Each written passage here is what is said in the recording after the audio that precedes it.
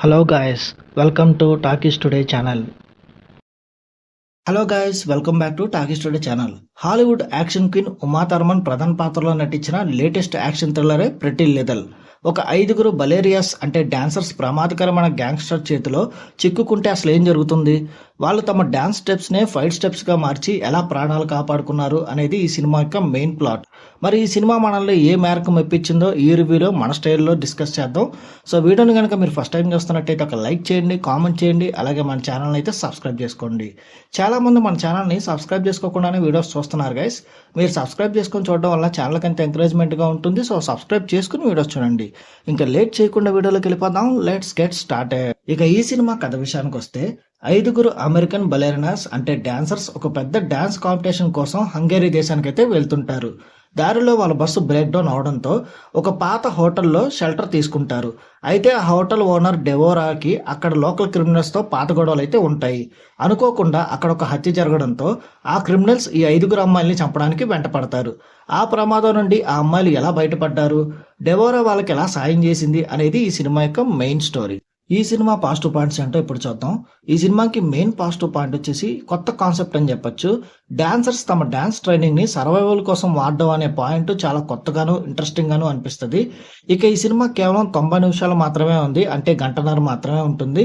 ఎక్కడా కూడా సాగదీత లేకుండా కథంతా స్పీడ్ గా వెళ్ళిపోతూ ఉంటుంది. ఇక హంగేరీ కంట్రీ సైడ్ లొకేషన్స్ అట్లాగే ఆ డార్క్ అట్మాస్ఫియర్ సినిమాకి మంచి థ్రిల్ అయితే ఇచ్చాయి.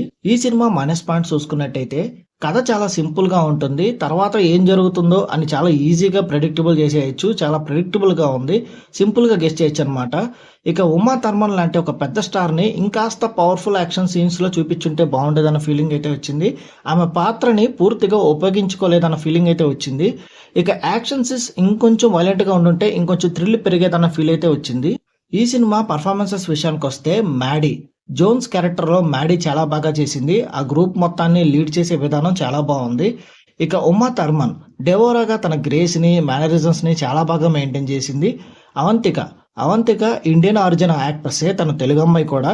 ఆ పాత్రకి అవంతిక చాలా బాగా న్యాయం చేసింది. మిగతా అమ్మాయిలందరూ కూడా వాళ్ళ పాత్రలో ఒదిగిపోయి నటించారు. ఈ సినిమా టెక్నికల్ డిపార్ట్మెంట్ చూసుకున్నట్టయితే సినిమాటోగ్రఫీ చాలా బాగుంది. చీకటి షాట్స్ అట్లాగే ఆ హోటల్లో తీసిన ఆ షార్ట్స్ ఏవైతే ఉన్నాయో టెన్షన్ ని బాగా బిల్డప్ చేశాయి.